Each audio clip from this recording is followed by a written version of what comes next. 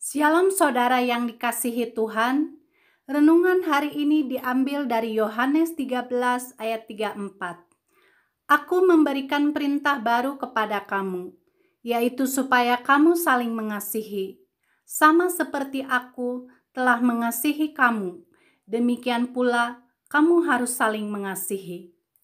Yohanes menulis bagian ini sebagai tanda kehidupan orang Kristen, yaitu harus menyalurkan kasih yang sudah diterima oleh kita melalui Tuhan Yesus Kristus kepada orang-orang di sekitar kita. Juga khususnya kepada orang-orang yang menyakiti hati kita atau mengadakan permusuhan dengan kita. Bagaimana kasih dapat mengatasi kebencian? 1. Jangan membalas kejahatan dengan kejahatan. Seperti yang tertulis firman Tuhan dalam Roma 12 ayat 17 dan 18. Jangan membalas kejahatan dengan kejahatan. Lakukanlah yang baik bagi semua orang. Sedapat-dapatnya kalau hal itu bergantung padamu, hiduplah dalam perdamaian dengan semua orang. Kehidupan orang Kristen harus berbeda dengan orang-orang dunia. Bahkan Paulus menekankan, lakukanlah apa yang baik bagi semua orang. Tidak mudah berbuat baik kepada semua orang. Kita hanya baik kepada orang yang baik dengan kita. Tetapi kalau kita ada kasih, maka kita harus melakukan perbuatan baik kepada semua orang, termasuk kepada orang-orang yang menyakiti hati kita, bahkan yang melukai kita. Anda ingin bebas dari kebencian?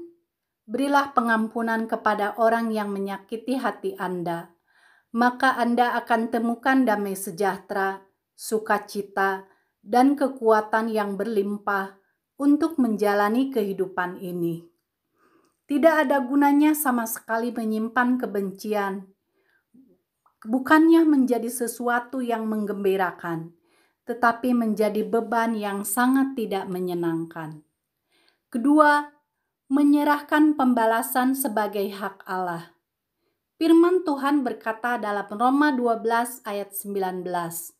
Saudara-saudaraku yang kekasih, janganlah kamu sendiri menuntut pembalasan, tetapi berilah tempat kepada murka Allah.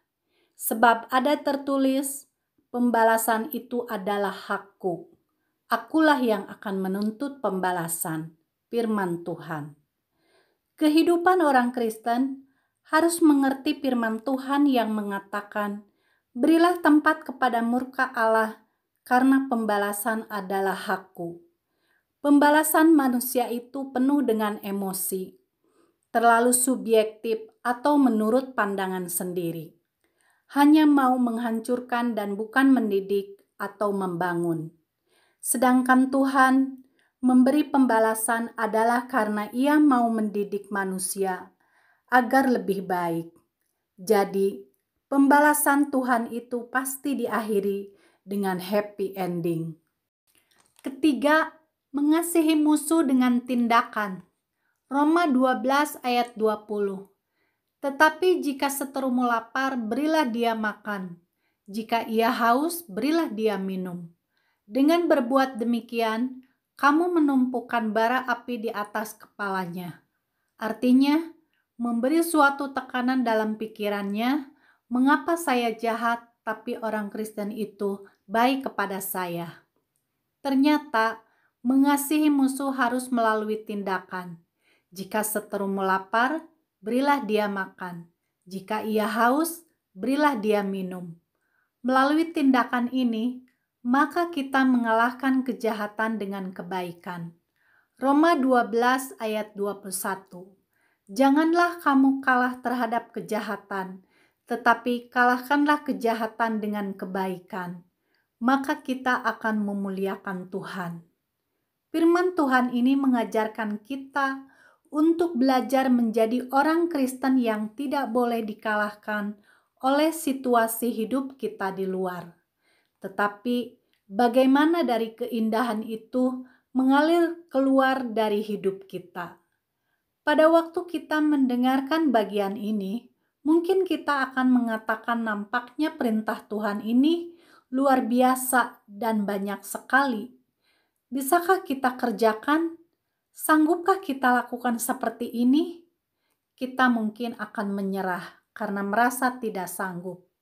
Tapi kita harus percaya bahwa di dalam diri kita ada Roh Kudus. Mintalah kepada Tuhan melalui Roh Kudus-Nya untuk memampukan semuanya itu.